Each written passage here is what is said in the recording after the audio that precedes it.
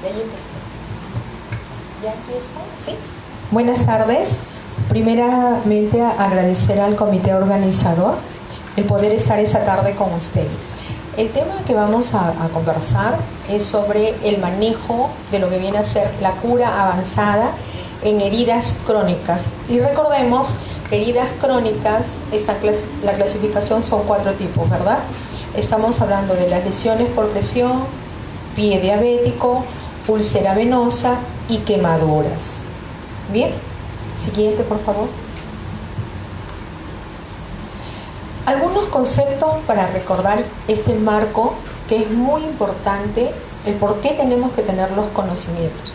Los profesionales de enfermería, nosotros que tratamos pacientes con heridas, necesitamos tener acceso a recursos que nos van a permitir ofrecer tratamientos más adecuados.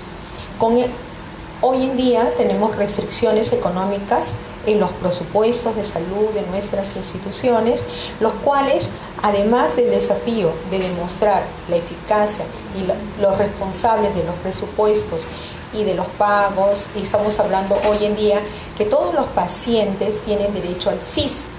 ¿Ustedes sabían que todos los productos de cura avanzada están dentro de la cobertura del SIS? ¿Y saben por qué? Porque todos son dispositivos médicos. Entonces nosotros podemos contar con estos recursos en nuestras instituciones, pero es importante que estemos capacitados.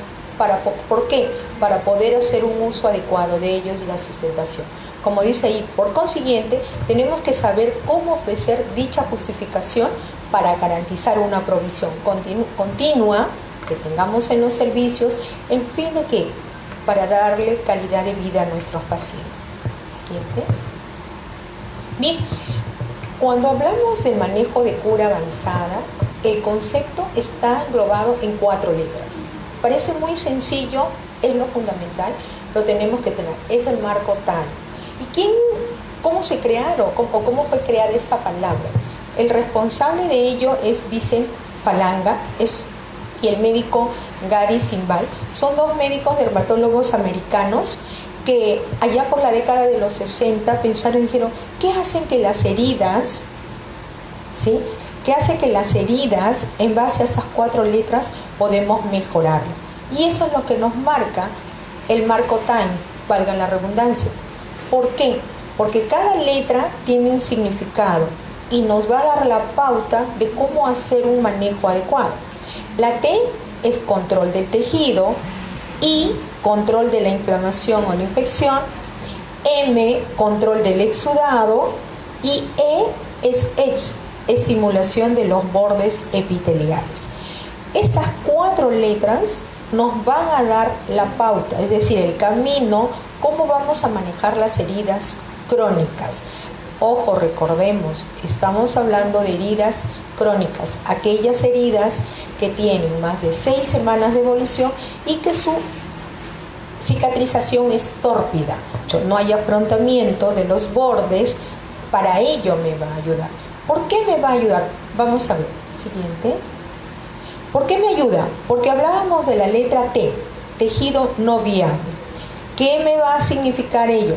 Cuando hablamos de time es tiempo en inglés, es un reloj, ¿correcto? Y ¿hacia dónde es mi objetivo? La cicatrización. Y en eso va a correr el tiempo. Por ello es importante, y se ha determinado estas 4 letras, cómo me van a ayudar a conseguir ese objetivo. Cuando hablamos de tejido no viable, hablamos de la presencia de tejido necrótico. Normalmente, es decir, en forma que podemos nosotros ver las lesiones, encontramos que todas las heridas crónicas tienen como una costra negra. Ese es el tejido necrótico. Entonces, ¿cuál es mi primer objetivo cuando un paciente viene, lo tengo en el tópico, en hospitalización? Debo retirar ese tejido no viable. Yo debo retirar ese tejido necrótico. ¿Cómo hacerlo? Esto me va a dar las pautas, ¿correcto? Entonces, por ello es importante. ¿Por qué tengo que retirar este tejido necrótico? Porque este tejido no me ayuda en la cicatrización. El concepto que se tenía hace unos años atrás y nos decía, no lo toques, déjalo, la costra va a caer sola, eso es una gran mentira. No, la costra no va a caer, yo la tengo que retirar. Pero ojo, yo tengo que hacer una diferenciación que si ese tejido no es isquémico, porque si el tejido es isquémico, tiene dificultad circulatoria, tengo que hacer una evaluación. En ese caso, nada más está contraindicada lo que es el debridamiento. Si no fuese ese el caso, yo debo debridar.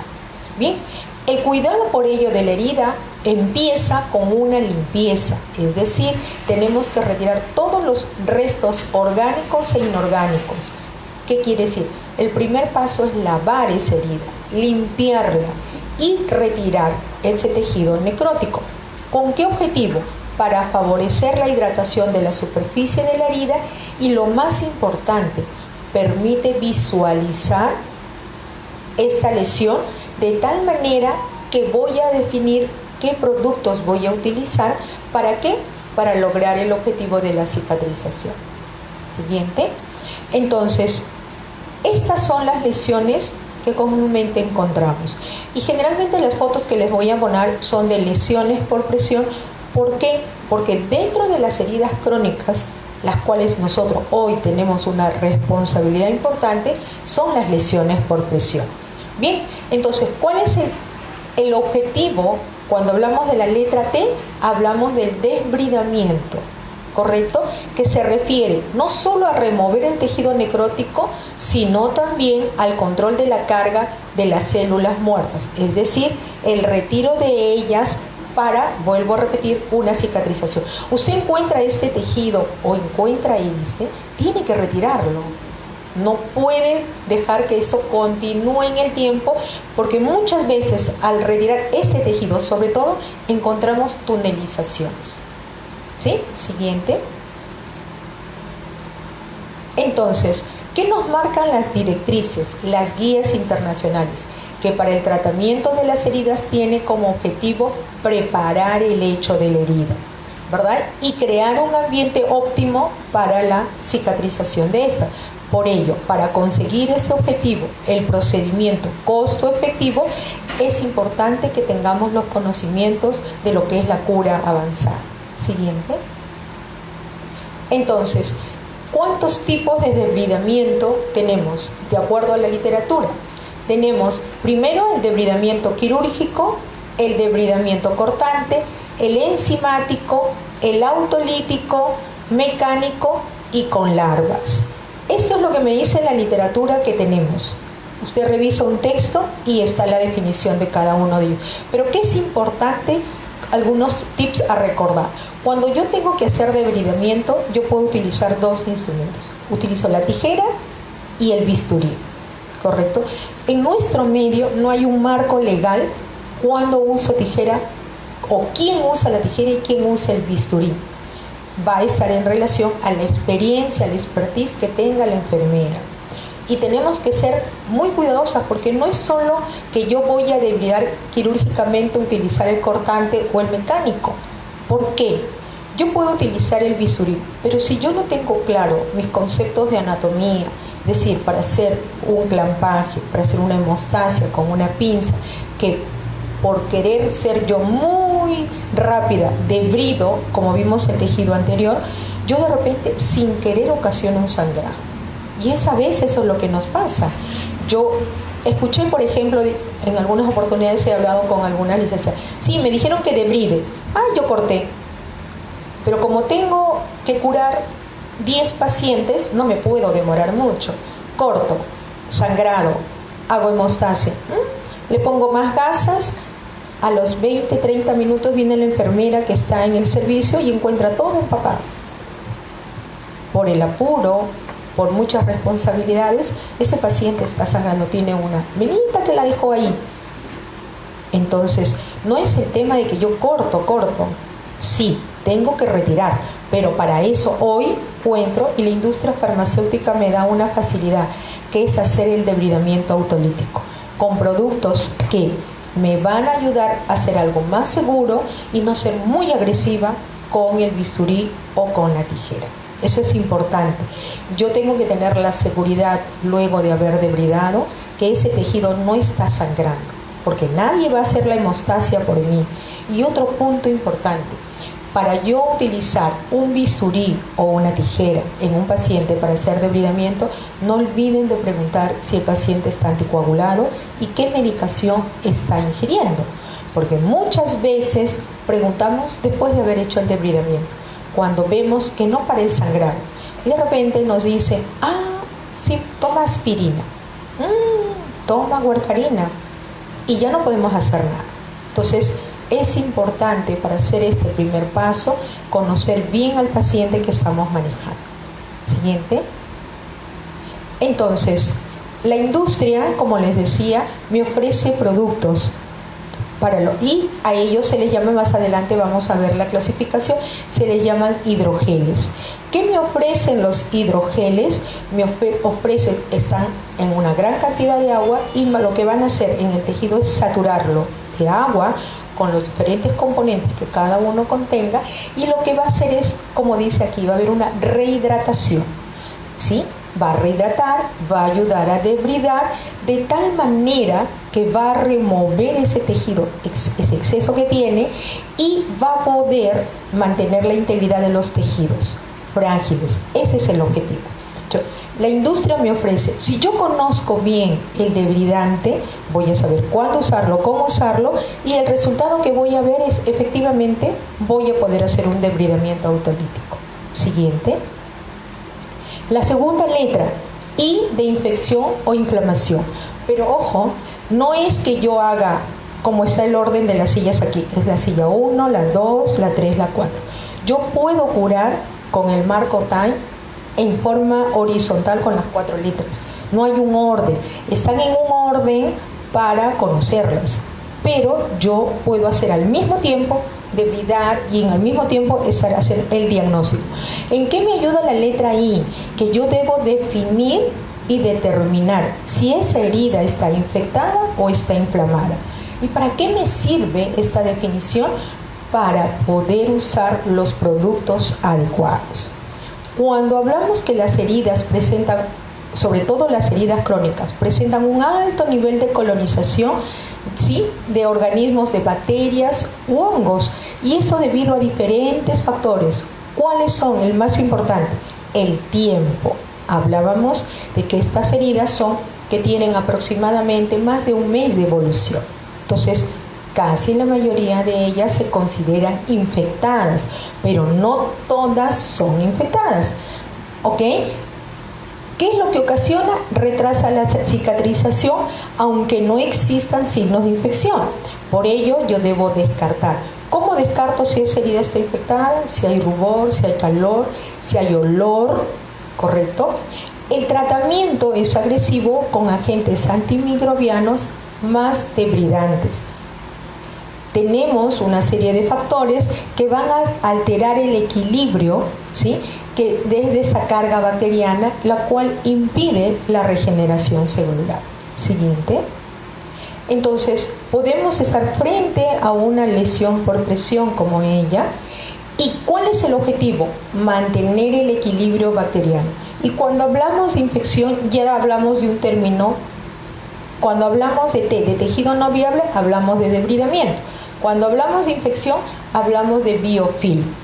El biofilm es el responsable de que estas heridas no evolucionen favorablemente. Entonces, es importante elegir un antimicrobiano eficaz contra el biofilm bacteriano.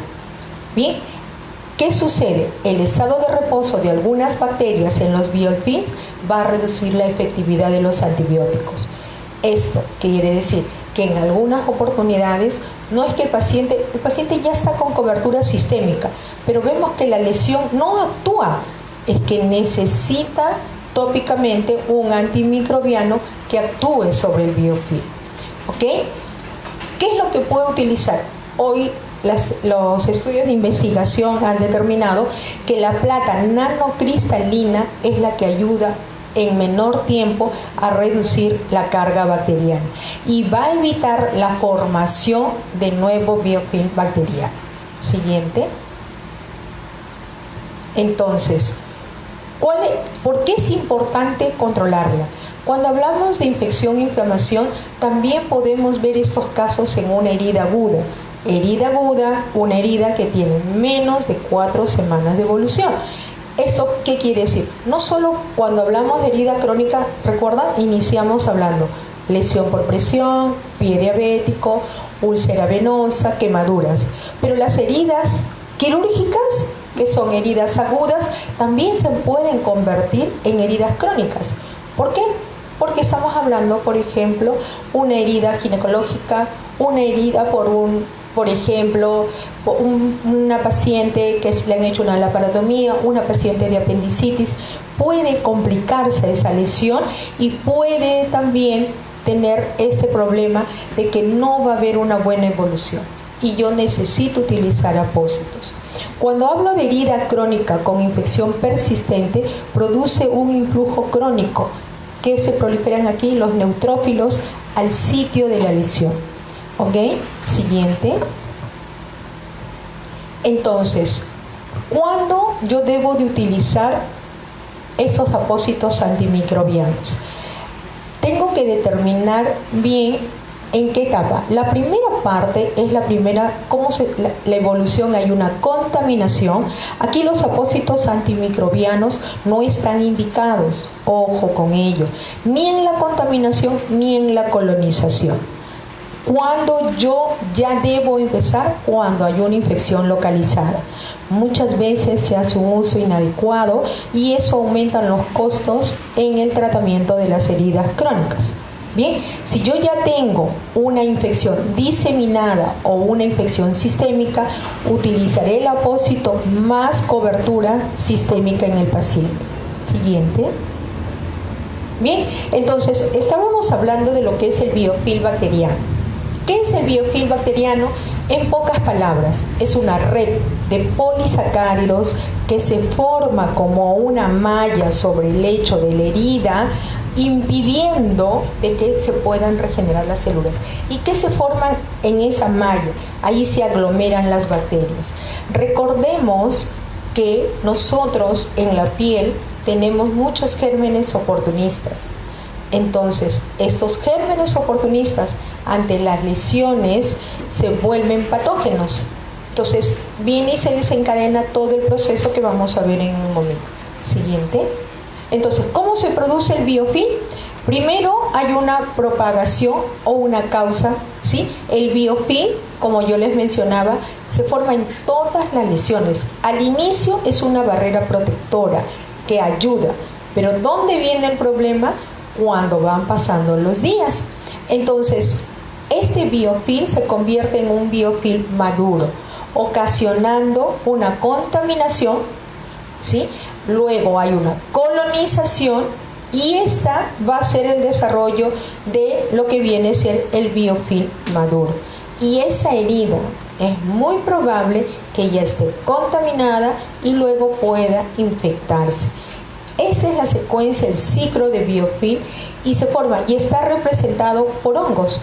Entonces, esto es lo que va a hacer qué importante, qué tipo de productos voy a utilizar para eliminar ese biofilm. ¿Y qué es lo que se tiene que hacer con el biofilm? Que se rompan esas cadenas de polisacáridos para que las bacterias puedan ser retiradas. Siguiente. Entonces, está considerado el enemigo de las heridas este biofilm bacteriano. El responsable, se dice en las estadísticas que el 60% que tengamos heridas crónicas es este biofilm bacteriano. Siguiente. Entonces, ¿qué factores adicionales llevan a que estas heridas estén infectadas? No solo el biofilm bacteriano, también tenemos otros factores propios del paciente que cuando iniciamos la ponencia les mencioné. El déficit nutricional, la obesidad, el tipo de medicación que reciba, las enfermedades concomitantes, la edad, la incontinencia, el estadio en que se encuentre la lesión. Si bien es cierto, nosotros tenemos que evaluar la lesión, pero también tenemos que evaluar en un todo al paciente, ¿verdad? Y no podemos manejar la lesión que tiene el paciente en la zona sacra como que tiene una lesión en el talón. Cada herida se maneja de manera independiente. Siguiente. Pero sí considerar todos estos factores. Luego vamos a la tercera letra, que es la letra M, es moisture en inglés, que viene a ser desequilibrio de la humedad o control del exudado. ¿Qué quiere decir? ¿Por qué desequilibrio de la humedad o control del exudado? Porque las heridas tienen una particularidad, que es el tema de que eliminan un exudado y ese exudado tiene que ser evaluado, ¿correcto? Y es debido a la inflamación o la infección que las heridas producen más exudado. Por ello el enfoque de tratamiento se centra en este equilibrio. Las heridas pueden tener o demasiado exudado o no pueden tener exudado. De ello va a determinar también qué productos voy a utilizar. Muchas veces por desconocimiento utilizamos productos en heridas que tienen mucho exudado, productos que van a ayudar a que aumente el exudado y ocasionamos efectos secundarios no deseables. O utilizamos en heridas, por ejemplo, el alginato de calcio, que su indicación es en heridas de moderado abundante, pero por ejemplo utilizamos y lo colocamos al borde de la lesión y nosotros sin querer ocasionamos necrosis en lo que es la zona perilesional.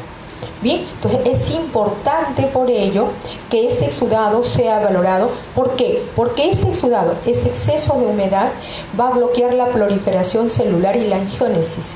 ¿Qué quiere decir esto? ¿Se acuerdan ustedes? Las heridas tienen un borde. Van a evitar que éstas puedan cerrar o cicatrizar.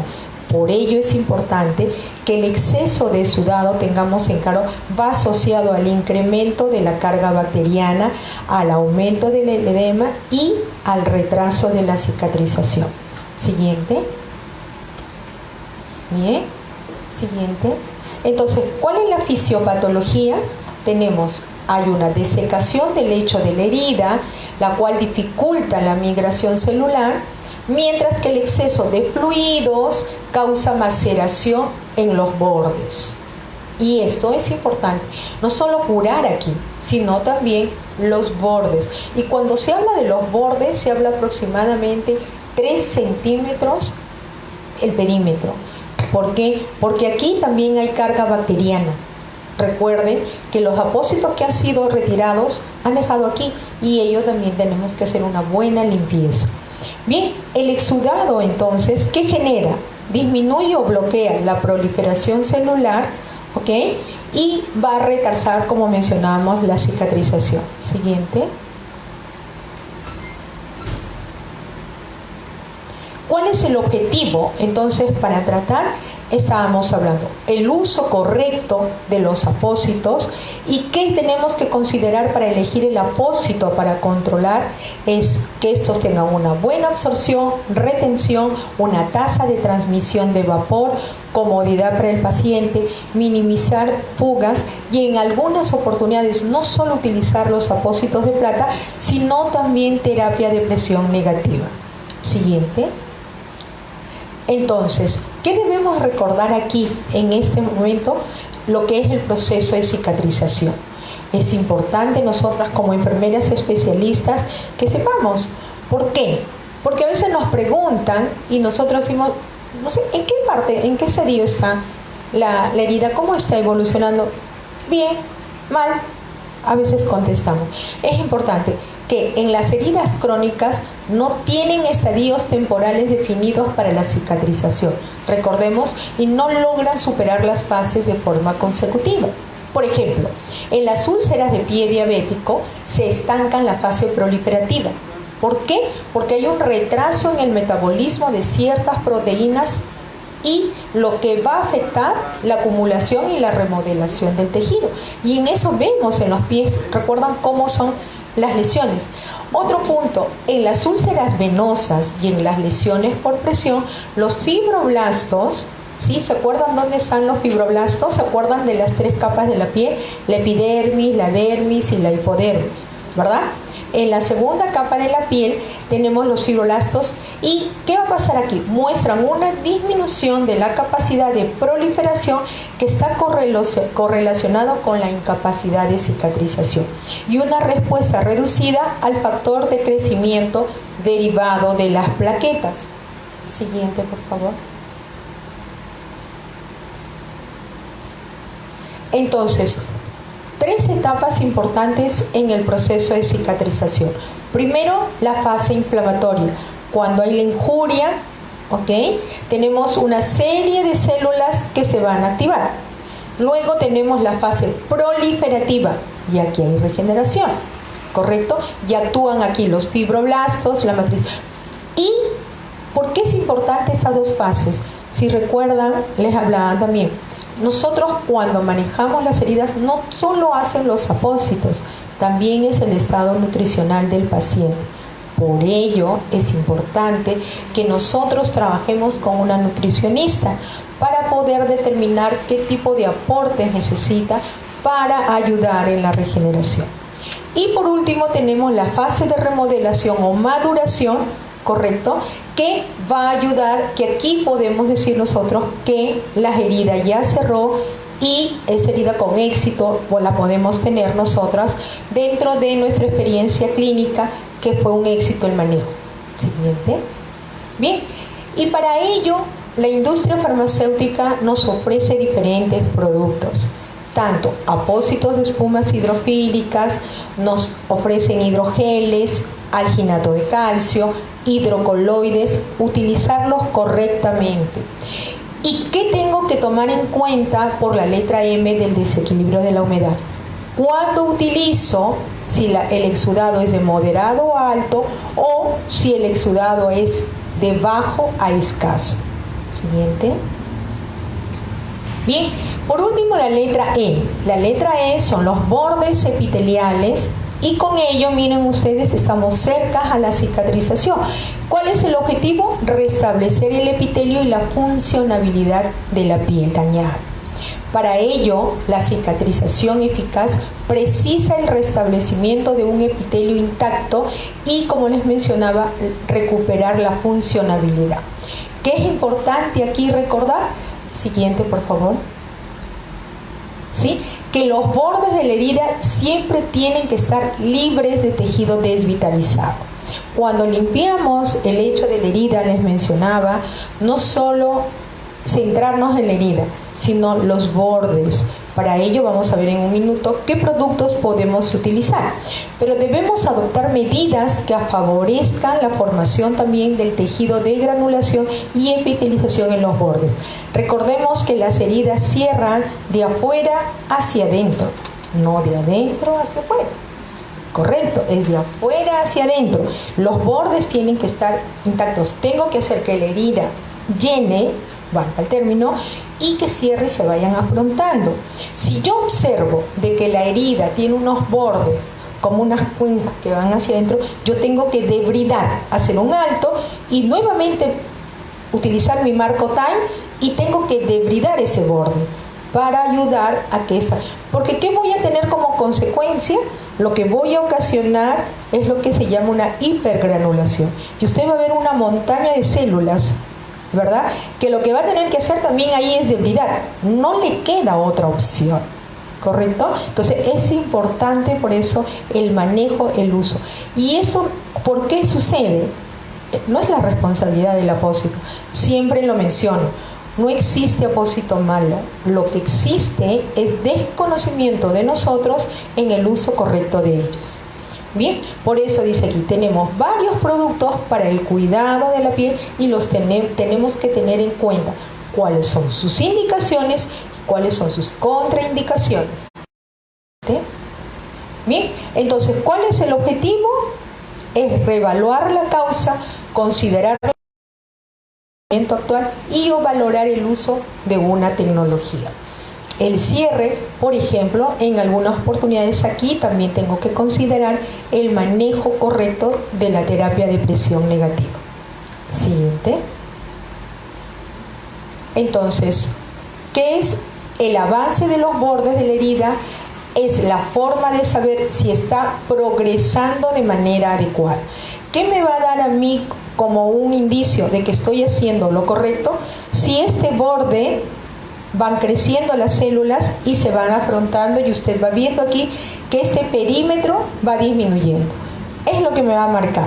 ¿Y qué significa un borde que no avanza, que está ahí? Es que representa la presencia de queratinocitos que no migran hay una presencia celular de tal manera que ocasiona anormalidades en la matriz extracelular, secundario al desequilibrio de la actividad de las proteasas. Eso es lo que ocasiona esta evolución tórpida, si se quiere. Siguiente.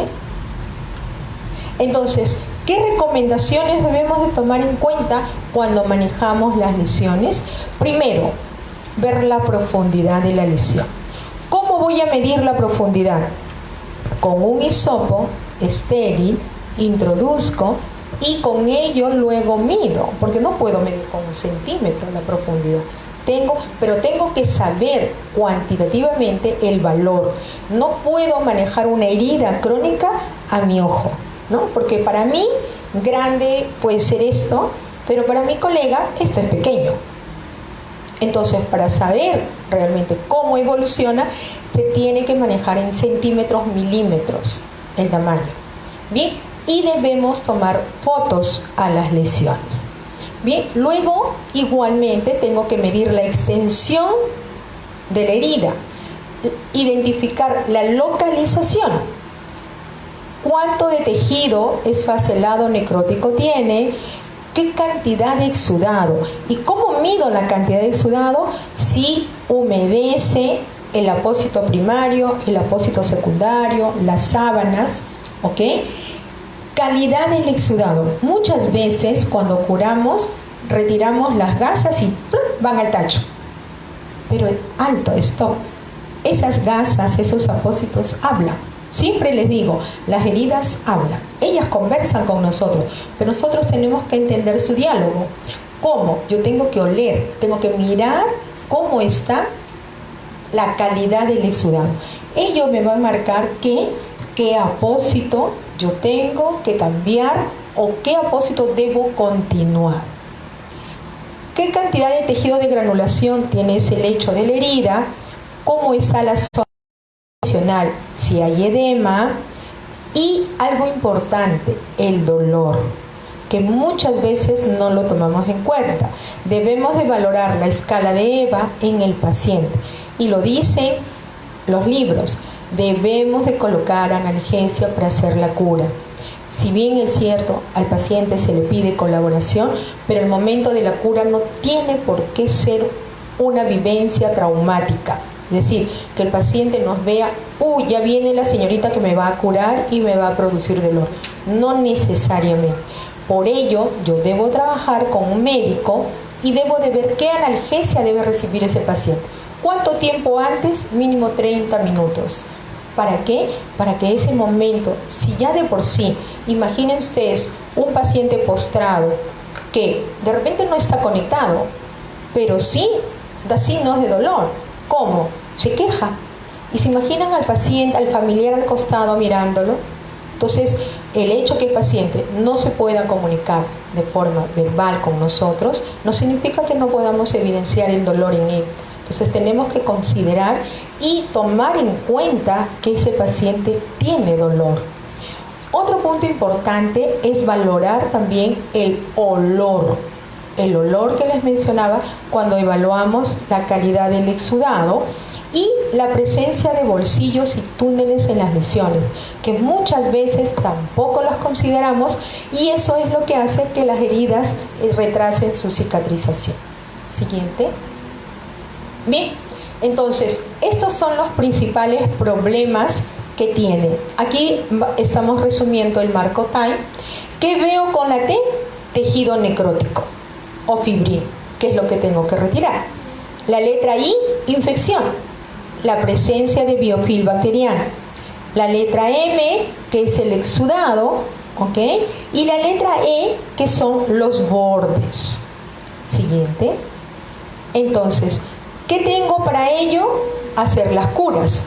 Y cuando hablamos de curas, hablamos de dos definiciones. La primera, la curación tradicional o curación seca, que se dice, que es la que nos han enseñado a nosotras en la universidad, ¿correcto? ¿Y qué es lo que hace? No es más que el uso de una solución y gasas. ¿Por qué se le dice curación seca? Porque lo que utilizamos no interfiere para nada en el proceso, ¿correcto? ¿Qué hay aquí? Origina una costra que se fija en planos inferiores mediante fibras. Esa es la curación seca, la que nos han enseñado y que hoy por evidencia científica se ha determinado que no se debe realizar porque ella es la responsable de aquí se puedan proliferar gérmenes, porque usted puede ver una costra aparentemente ahí, pero cuando debrida tiene una profundidad de 5 milímetros, 10 milímetros. Siguiente. ¿Qué es lo que hoy debemos conocer y debemos prepararnos para manejar adecuadamente la curación avanzada o la cura húmeda? ¿Cuál es el concepto? Este concepto, miren ustedes, cuando se empieza a hablar, el investigador Winter en la década de los 60, estamos hablando hace más o menos 50 años. 50 años después, recién aquí en el país, estamos hablando nosotros de cura avanzada. Mírense el desfase que tenemos. Por ello es importante y felicito al colegio que se hagan estas capacitaciones. Nosotros tenemos que ir con pasos, no despacio, ya tenemos que ir corriendo. ¿Por qué? Porque ya el mercado y la industria farmacéutica ya nos trae productos y tenemos que conocerlos para poder identificarlos y saber cómo utilizarlos correctamente. El primer punto. Y segundo, porque las instituciones cubren los seguros. Salud tiene apósitos para cura avanzada. MINSA tiene apósitos porque le cubre el CIS. Las clínicas trabajan hoy también con apósitos. Entonces lo que tenemos que hacer nosotros hoy es prepararnos, capacitarnos. Y sobre todo, ¿por qué también adicionalmente? Porque recuerden ustedes, hoy nosotros hay una ley que está por hacer reglamentar lo que es el consultorio de enfermería. Entonces hay una gran oportunidad. Pero si no estamos preparadas y sabemos bien cómo es el manejo de la cura avanzada, no la vamos a poder utilizar. No vamos a ver la diferencia en cuanto a la cicatrización o ver la diferencia que estas heridas verdaderamente cierren en menor tiempo. Entonces, ¿en qué se basa esta cura? Se basa en mantener en un ambiente, como dice ahí, justo, de humedad y temperatura en la herida y que proporciona condiciones óptimas para una adecuada cicatrización. ¿Por qué? Porque también está demostrado que con la cura avanzada la cicatriz es completamente diferente. Siguiente. Entonces, ¿qué es lo que sucede aquí? Se favorece la migración celular, mejora la migración de leucocitos y algo importante, cuando usted hace cura avanzada ya no va a haber costra, no la va a haber, nunca se va a formar. Entonces esto es importante reconocer, porque a veces dicen, como no sabemos, dicen, uy, esa herida no le forma costra, entonces no es bueno el apósito. Nunca más va a volver usted a ver. Proporciona un aislamiento térmico, aumenta la velocidad de cicatrización y permite retirar el apósito sin dañar las nuevas células. Siguiente. Entonces, ¿qué debo de conocer un apósito? Un investigador en la década de los 80, el doctor Turner, determinó que para escoger un apósito, como les mencionaba, no existe apósito malo, existe desconocimiento. Pero si yo no escojo el apósito correcto, se convierte en el incorrecto para la herida. ¿Y qué debo de determinar yo? Que tiene que ser biocompatible. Debe mantener el hecho de la lesión continuamente húmedo y la piel circundante seca. Mantener la temperatura corporal. Dejar la mínima cantidad de residuos en la herida. Ser de fácil aplicación y retirada, porque cada empresa desarrolla un apósito, ¿correcto? Pero así como en los medicamentos, también hay apósitos alternativos, que no son los originales. Entonces yo tengo que evaluarlos para determinar cuál es el que va mejor para el tipo de herida que estoy manejando. Siguiente. Entonces, cuando voy a seleccionar un apósito, yo tengo, ¿de qué se va a determinar? De la localización de la herida, del estadio en que se encuentre, cantidad de exudados, si hay tunelización, si está infectada, cómo está ese paciente. Costo importante porque siempre nos van a preguntar ello. Siguiente. Entonces, ¿qué debo recordar cuando ya voy a manejar la cura? Hacer un adecuado arrastre mecánico. Y el arrastre mecánico no es más que lavado e irrigación de la lesión para eliminar los agentes contaminantes. ¿Ok? ¿Qué utilizo para ello?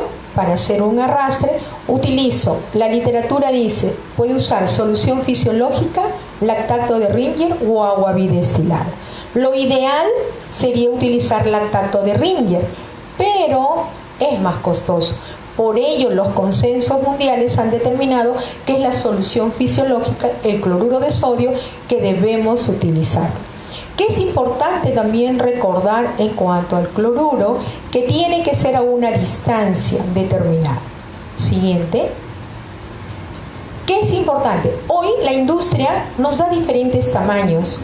¿Por qué la industria farmacéutica, se acuerdan ustedes? Antes solamente había frascos de 1 litro, ¿verdad? Que es para lo que es la terapia de infusión.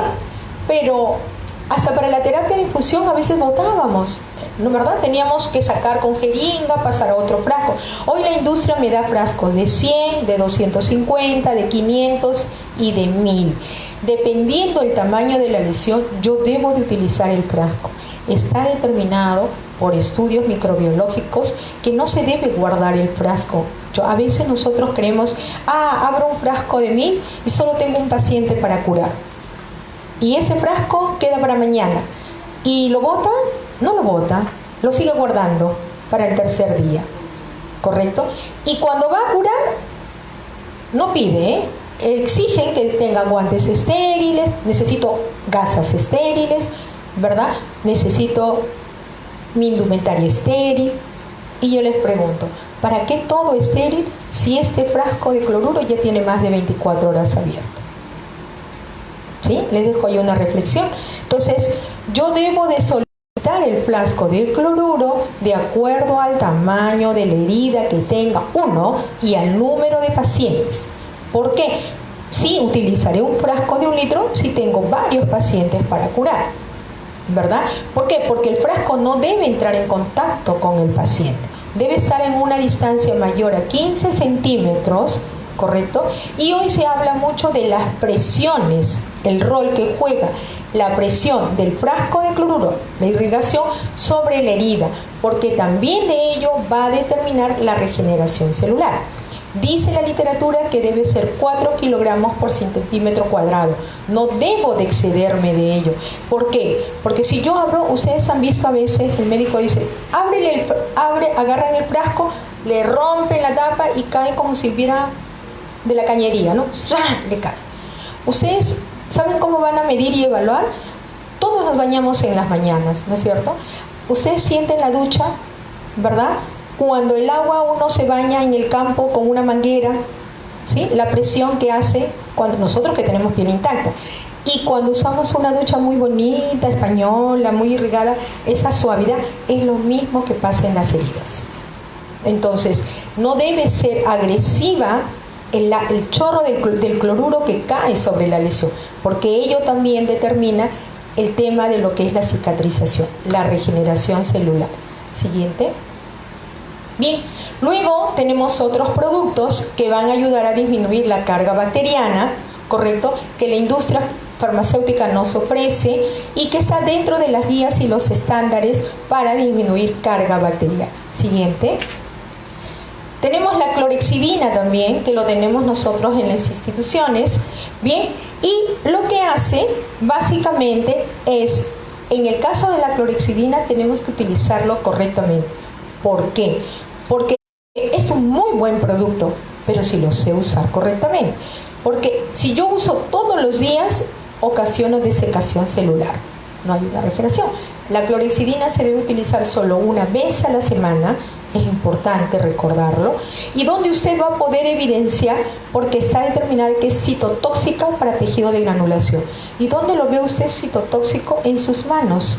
Cuando usted se lava las manos, ¿han visto cómo se secan las manos? Imagínense ustedes en el lecho de la herida.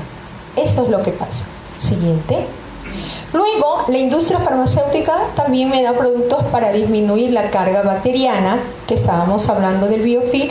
Uno de ellos se llama Iodosorb, que tiene una acción muy importante que es 4 en 1.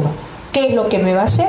Me va a ayudar a disminuir primero la carga bacteriana, que es importante, tiene un efecto adicional de desbridante, tiene una gran capacidad de absorción, ayuda en la proporciona liberación sostenida de yodo, el cual posee un amplio espectro antimicrobiano y está demostrado que va a ayudar en la desestructurar y eliminar de forma importante todo el biofilm bacteriano e incluso en estudios in vitro con la Pseudomonas aeruginosa. Siguiente. Bien, esta es la primera parte en lo que corresponde a preparar el lecho de la herida. Ahora vamos a ver los apósitos. De acuerdo a la clasificación de Turner, son 4 apósitos: pasivos, interactivos, bioactivos y mixtos. Siguiente. ¿Cuáles son los pasivos? Es lo que hemos usado siempre, que vienen a ser las gasas. Tenemos gasa tejida, no tejida, el apósito tradicional y apósitos de espuma. ¿Correcto? Estos productos me ayudan. ¿Qué es importante de aquí recordar? De que si bien es cierto su indicación es para exudados de escaso a moderado, esto solamente se puede utilizar hasta 24 horas.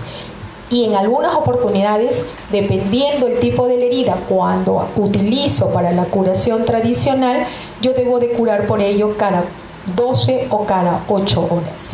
Siguiente. Entonces, luego tenemos los apósitos interactivos, que están considerados como, ¿cuáles son? Está el tul, las espumas hidrofílicas y los apósitos transparentes. Y todos conocemos acá el apósito de tul. ¿Quién no conoce el Yellowknife?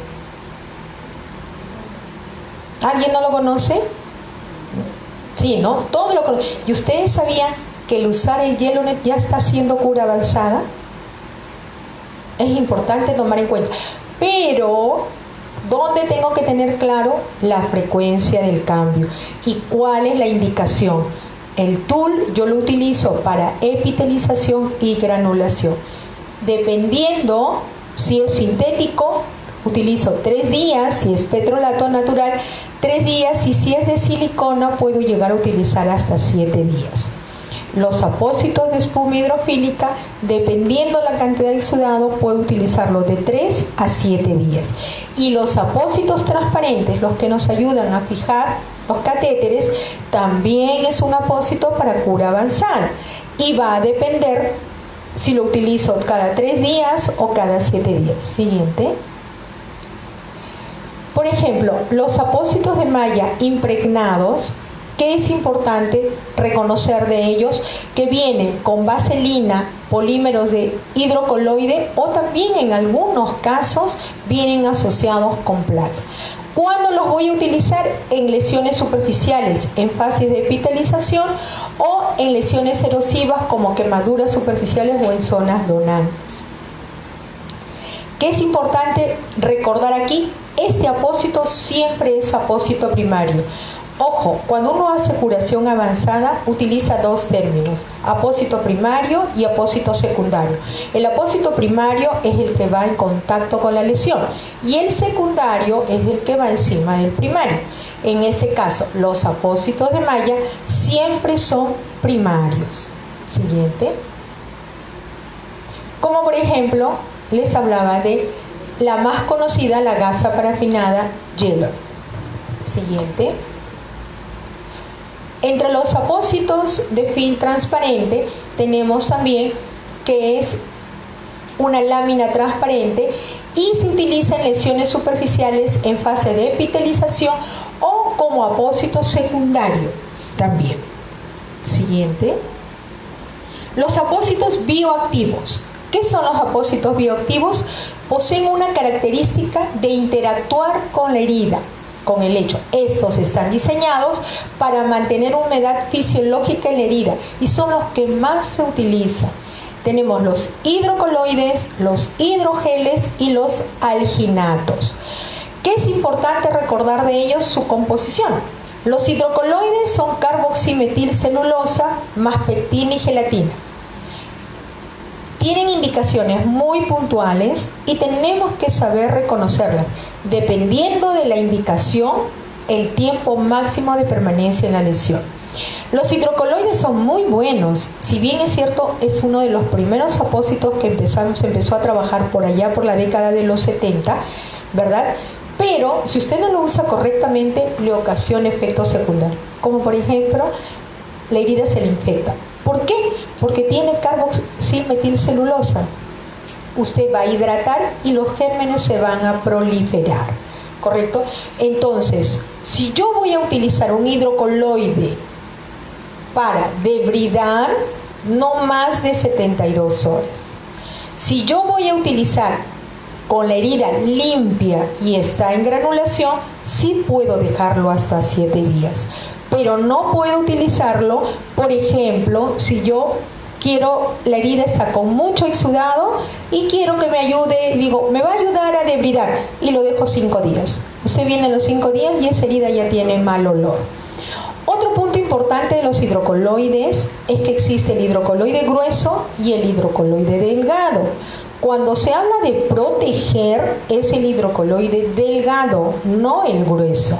Por eso se habla que el delgado sí puede quedarse hasta 7 días. Pero ¿qué pasa? Que como a veces no lo sabemos, dejamos el grueso 7 días. Y cuando vamos a ver, ahí ya hay una lesión. ¿Ok?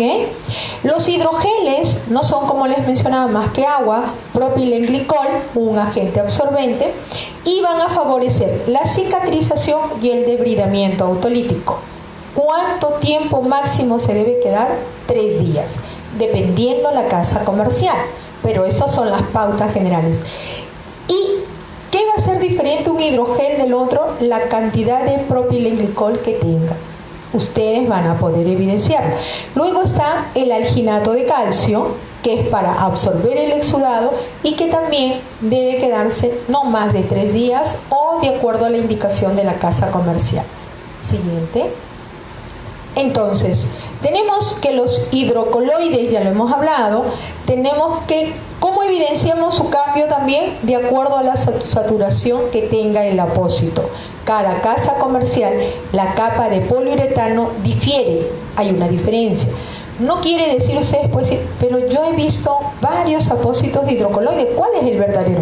Todos son verdaderos, salvo aquellos apósitos que en algunas instituciones ustedes han podido ver que no tienen marca, que son de procedencia china o hindú, que se ve que no pueden quedarse más tiempo porque me ocasiona efectos secundarios. Es decir, tengo que ser más cuidadosa con esos apósitos para realmente ver una buena evolución en el hecho de la herida. Siguiente. Bien, ¿qué me ofrece el mercado? Como apósito hidrocoloide grueso, me ofrecen diferentes casas comerciales y como apósitos extra delgados también me ofrecen diferentes casas comerciales. Tengo que identificarlos bien para poder hacer un uso correcto de ellos. Recuerden, este apósito yo lo tengo que utilizar en heridas limpias que no tienen signos de inflamación ni signos de infección y están en periodos de granulación. Siguiente. Luego tenemos los hidrogeles que hablábamos, que es para ayudar al debridamiento autolítico. ¿Qué es importante? Aplicar sobre la herida sin sobrepasar los márgenes para evitar la maceración. Es lo que hablábamos de los efectos secundarios. Recordemos, los hidrogeles lo que hacen es dar humedad. Si yo le pongo el apósito por el borde, yo voy a ocasionar maceración. Cuando usted vaya a cambiar, usted va a encontrar esa herida más humedecida a los bordes. Combinando con cremas enzimáticas aumenta el efecto debridante. No asociar con antisépticos ni hidrofibras de hidrocoloide. Es importante para evitar, ¿ok? Y siempre el apósito, los hidrogeles son apósitos primarios. Necesitan siempre de un apósito secundario. ¿Cómo vienen en gel? En nuestro medio solo los encontramos en gel, en amorfos. Aquí en el país no hay ni láminas ni placas. Siguiente. ¿Qué es lo que me ofrece el mercado? Me ofrece diferentes tipos. Es importante nosotros conversar con el representante de cada casa comercial para ayudarme a utilizar correctamente el apósito. Siguiente. Luego tenemos los apósitos mixtos, que es cuando utilizo cuando son apósitos que combinan las diferentes características de un apósito pasivo, interactivo, bioactivo, más otros componentes. Y aquí estamos hablando el manejo de las heridas infectadas. Siguiente. Y estamos hablando de los apósitos de plata. Los apósitos de plata, correcto, algunos importantes es: los apósitos de plata nanocristalina deben activarse con agua destilada, no es con cloruro, porque si usted lo activa con cloruro, no lo activa, lo inactiva, y es como que no estuviera poniendo el apósito, ¿correcto? No utilizar conjuntamente con antisépticos, no los mezcle, no asociar a pomadas antisépticas, y siempre hacer una evaluación a las 2 semanas de evaluación. Siguiente. El mercado también me ofrece diferentes apósitos de plata, ¿correcto? Y estamos hablando que los apósitos de plata nanocristalina han demostrado que activándolos con agua tienen una acción mucho más rápida, que es a los 30 minutos. Siguiente. Siguiente. Entonces, ¿qué me va a dar como acción un apósito de plata nanocristalina? Es un apósito que va a eliminar, como les mencionaba, las bacterias. Se han visto in vitro que en apenas 30 minutos ya tiene acción rápida. ¿Ok? Actúa in vitro en más de 150 patógenos. Estamos hablando dentro de ellos los gram positivos, negativos, hongos, bacterias anaeróbicas y resistentes, sobre todo tipo de gérmenes. La industria me da 2 opciones para 3 días, que se llama Acticoat Flex 3 y Acticoat Flex 7. El de 7 es para 7 días respectivamente. Y es importante que necesita también un apósito secundario, y lo puede utilizar, una versatilidad tiene, porque lo puede utilizar también en terapia de presión negativa. Siguiente. Bien, ¿qué es importante conocer de los apósitos de plata? En la literatura, las guías prácticas mencionan que se sugiere utilizar y hacer una evaluación a las 2 semanas. La herida ha mejorado y no hay signos de infección, entonces el apósito de plata debe retirarse. Si la herida no mejora, cambie de apósito de plata. Si el paciente se complica, agregue cobertura sistémica, y una vez que la carga bacteriana se haya controlado, se sugiere cambiar el apósito para continuar con el manejo de la cura avanzada. ¿Por qué esta recomendación?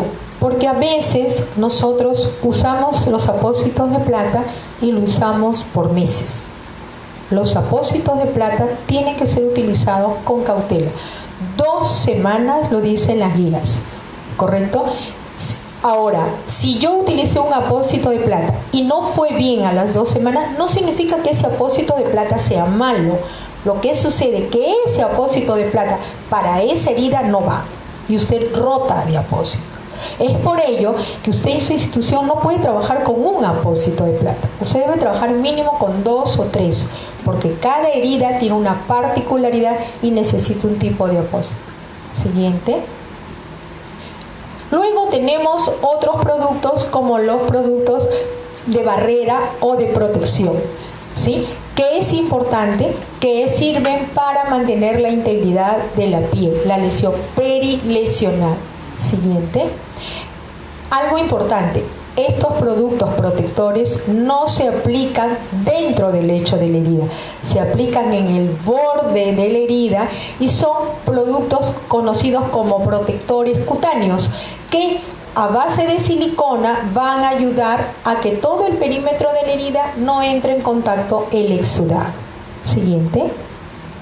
Luego tenemos también ácidos grasos hiperoxigenados, que también ayudan en lo que viene a ser en la prevención y en la hidratación de las zonas lesionadas. Siguiente.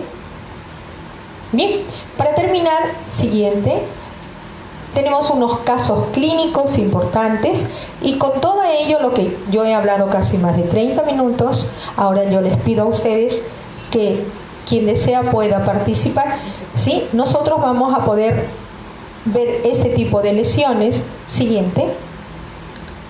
Ahí nomás. ¿Ok? Aquí hay un tejido, ¿correcto?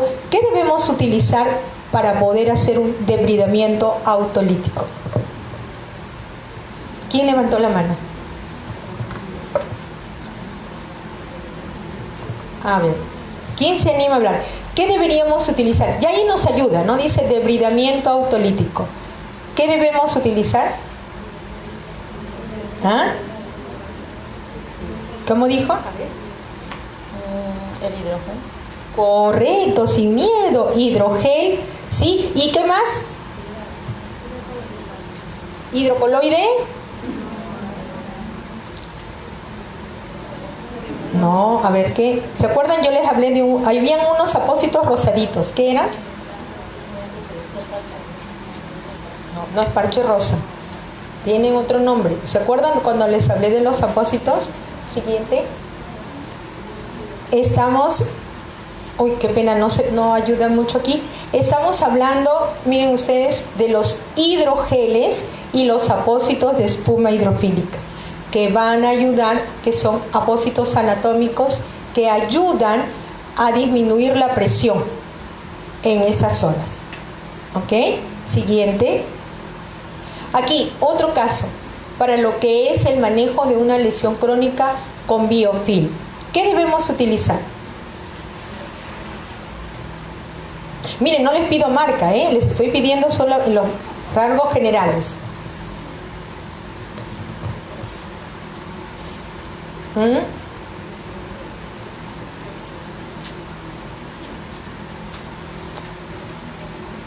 A ver, usted se anima, ¿qué? Estamos hablando primero de que es una herida con biofilm bacteriano, ¿se acuerdan? Cuando hablamos de biofilm estamos hablando de la letra I, ¿correcto? Y cuando hablamos de la letra I, ¿qué decíamos? Infección, ¿cierto? ¿Y qué apósito debemos utilizar? Apósito de plata. Siguiente. Correcto. ¿Sí? ¿Qué es lo que tenemos que usar? Hidrogel para debridar, apósito de plata y apósito de espuma hidrofílica. ¿Ok? Apósito de plata nanocristalina nos va a ayudar a poder, ¿sí?, a disminuir más rápido esa carga bacteriana. Siguiente. Miren, aquí es una lesión en estadio 3. A veces hemos tenido. ¿Cómo manejamos esta lesión? Correcto, apósito de plata. ¿Qué más? Aquí hay tejido para debridar. ¿Qué debo usar? Hidrogel, correcto. Y como apósito secundario para absorber el exudado, apósito de espuma hidrofílica. Siguiente. Correcto. ¿Vieron? ¿Vieron qué sencillo manejar las heridas? Es muy sencillo, pero tenemos que saber hacerlo. ¿Correcto? Siguiente. Aquí tenemos otra LP. ¿Qué debo de utilizar? Acá hay tejido necrótico. Debridamos, ¿correcto? Correcto. Acá debridamos y aquí vemos cómo está ese tejido. ¿No? ¿Está infectado? No. Correcto. ¿Y qué debo usar?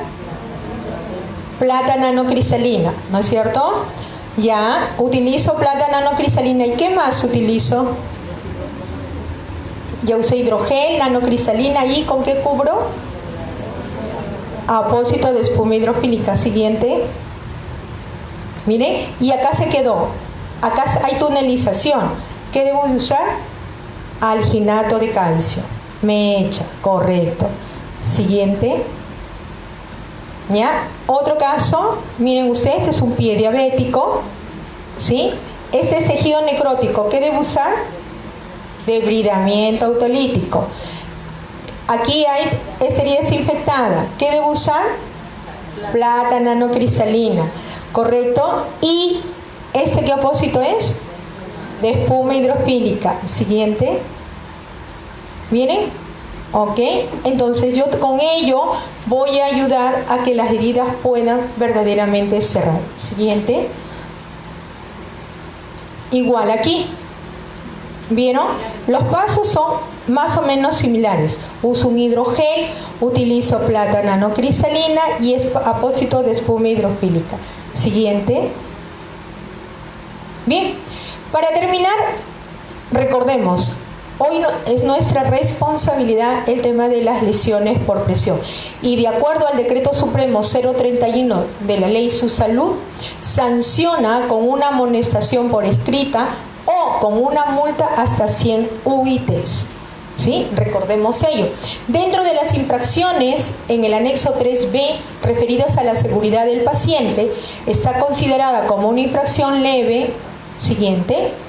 En el quinto artículo, cualquier forma de úlcera por presión grado 3 o 4 adquirida después de la admisión o durante la hospitalización en una IPRES. Una IPRES es un hospital donde nosotros laboramos, ¿verdad? Entonces, hoy existe una sanción. ¿Cuánto es una UIT? ¿Cuánto es ahora?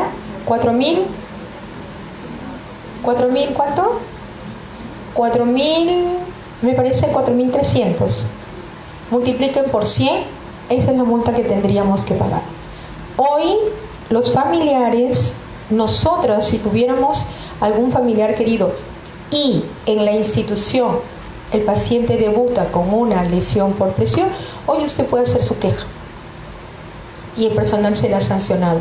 No tiene por qué. Y ojo, aquí dice úlcera por presión grado 3 o 4. Para que un paciente haga una lesión por presión grado 3 o 4, no necesita estar meses, en cuestión de horas. ¿Recuerda? Cuestión de horas, porque usted deja su turno hoy día saliente de guardia, regresa usted a los 3 días, 2 días, y el paciente ya está con una lesión por presión grado 3.